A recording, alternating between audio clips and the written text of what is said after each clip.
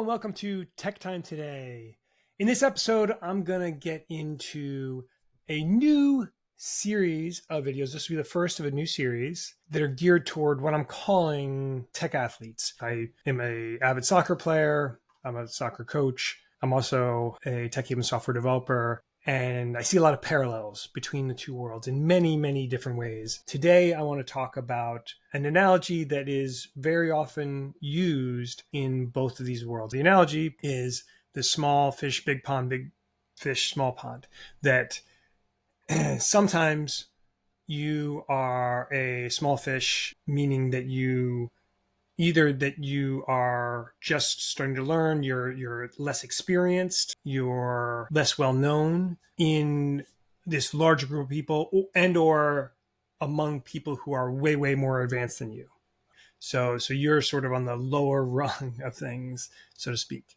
Or you're the big fish in a small pond, that you are way more advanced than other people, more experienced, have a bigger role or something along those lines, or maybe just raw number of people that there's not as many people there and you're one of the more prominent figures. So when you talk about careers, you talk about growth. My argument that I'm going to get into here is that it is a good thing to go through each of these types of environments, to be a small fish in a big pond sometimes, and to be a big fish in a small pond at other times. And I'm going to explain why. Now, not every circumstance is good. I'm going to get into also some of the reasons, things to watch out for, and where it could be a bad situation.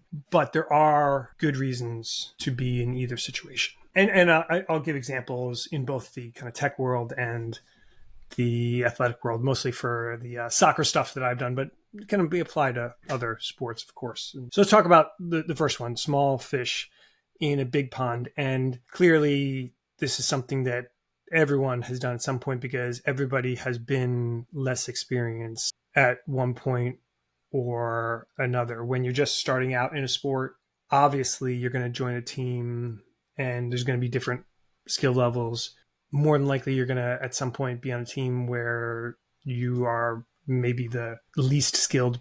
Similarly, when you come out of college is probably the best example. Most people, unless you're some sort of crazy prodigy, that first job you join, you are the small fish for sure, in most cases.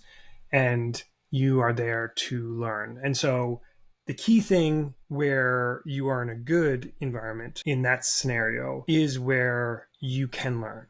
And that's not always the case. Sometimes when you're a small fish in a big pond, it's for whatever other reason not set up where you can learn. But I've been fortunate myself. I've worked in a number of really great companies. And I always say that when I come up with the most important things for thinking about joining another company or working with other people, it is the team. It is the team of people that you're going to be working with is so important, because when you are around other people that are good and you have the right mindset to learn from them, like there's a lot of growth can happen there, that you are able to gather the knowledge and know-how from them and see what they're doing and learn off of them. From a soccer perspective, I mean, so many examples. One that I'll point out with my daughter, she joined a team where like everybody else was like really, really good.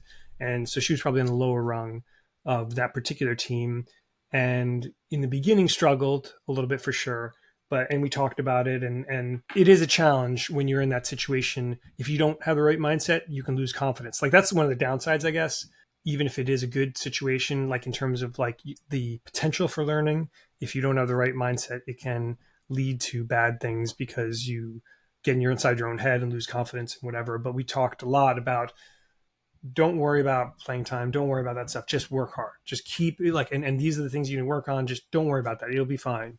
And slowly over time, like you could see her start to get better. Start to little things that we work on that would improve. And the coach noticed that as well. And she would start to get more playing time. And then over the course of like a really short period of time, right at the end of the season, it was like, I feel like it was a matter of like a 2-week period at the end of the season, like things like pretty dramatically shifted and it just clicked for her.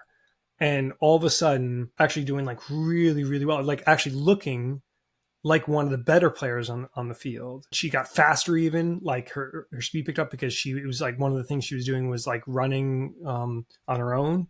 All those things kind of like it just came together, and then everybody could see it. Then everybody was like telling her like, wow, like where did this come from? Like you're doing so well. So that's like one example, and there's plenty of others I could give, both on the techie career side and my own soccer experiences.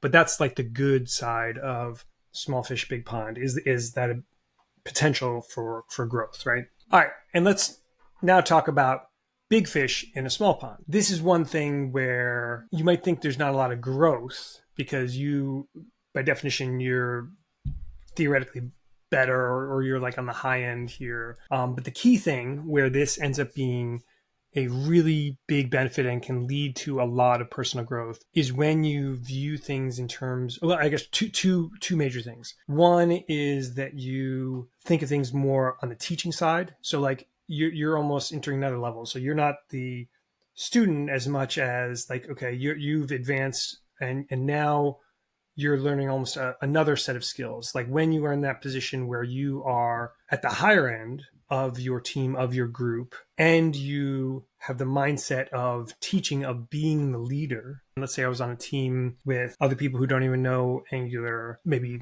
junior developers or whatever. I'm not necessarily going to learn Angular specific skills from them per se, but in teaching them, in helping them to get better, I will learn other skills. Like I will learn how to be someone who helps other people improve in different ways. And they always say the best way to learn stuff in more depth is to teach, because you almost have to, even though you know something, when you have to teach it, you have to figure out a way to explain it simply. And that takes a lot of work. And there's been many examples in my own life, both for when I do talks at NGConf, at other Angular conferences, and I have to explain, I have 10 minutes to explain some complicated topic that I know really well. But even in that process, like I have to get even more in depth of understanding the topic, and that there's a learning and growth process there.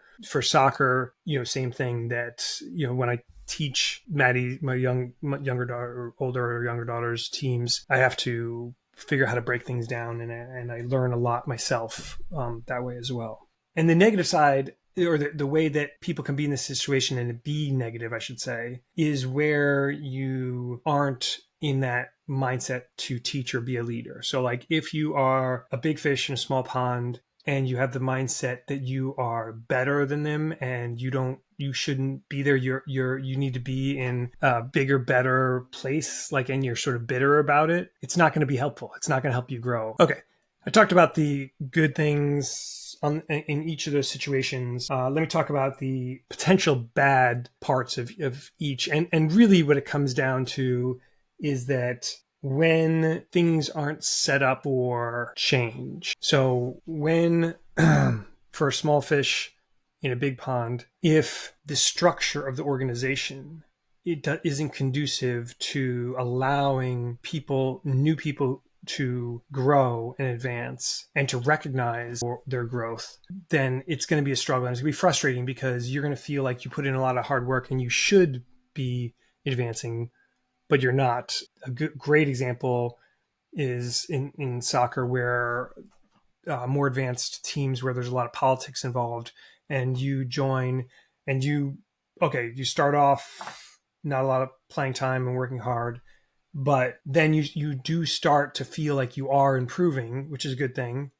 but you're not getting rewarded for it. You're not getting the structure organization is not helping you to move up. So it's not like you get nothing out of that situation, but it's not ideal. It's not great. And it probably something that you have to then get out of eventually, because it can turn negative when you don't actually get the recognition when you are actually advancing. And then for big fish in a small pond, two kind of sub challenges is that one is if the people you are working with or the people on your team are not willing to learn and get better. And that's really hard. It's really, really hard. I've worked one job I had at a large enterprise. There were people that had been working there for 20 years. They had no desire whatsoever to change, to improve. When they aren't able to change and the organization doesn't let you either fire them or move them to an area where it makes more sense, then that becomes really frustrating. So hopefully that was helpful. I really think a lot about how athletics and being an athlete is similar and different from my technical work and technical work in general. So I am interested in doing some more of these types of short tech time todays. So definitely let me know in the comments below if you thought this was useful information. If you have any thoughts, I'll hopefully do a lot more of these. So either way, I got a lot of stuff in the queue for Tech Time today. So I'll see you again on the next one.